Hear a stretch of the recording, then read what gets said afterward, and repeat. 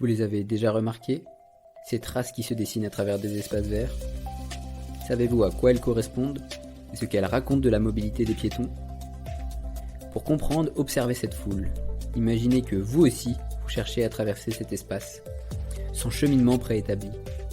Naturellement, vous opterez pour le chemin le plus direct, celui qui vous permettra de dépenser le moins d'énergie possible. Car marcher sur 100 ou 300 mètres, ce n'est pas la même chose.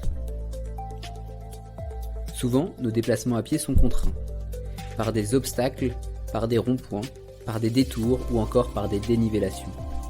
Cela rallonge nos déplacements et augmente la quantité d'énergie musculaire à fournir pour nous déplacer. Selon la logique du moindre effort, nous cherchons constamment des raccourcis. Tous ces petits raccourcis spontanés, improvisés à l'échelle individuelle, répétés par d'autres piétons, qui impriment peu à peu leur marque dans l'espace public, c'est ce qu'on appelle les lignes de désir. Voyez cet espace. Théoriquement, les piétons sont censés contourner la pelouse centrale en empruntant les voies en faisant un angle droit. Cependant, la pelouse a été tellement piétinée qu'un cheminement diagonal plus court est apparu. Certains pourraient estimer que la pelouse a été saccagée, mais en réalité ce n'est que l'expression d'un besoin des piétons, celui de rejoindre leur destination le plus directement.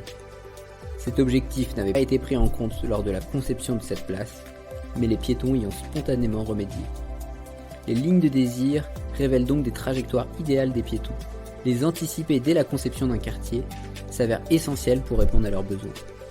Pour le chercheur Alain Lostis, la ligne de désir peut mettre à jour un échec dans la conception de la voirie, mais permet aussi de révéler un cheminement que l'aménageur peut intégrer.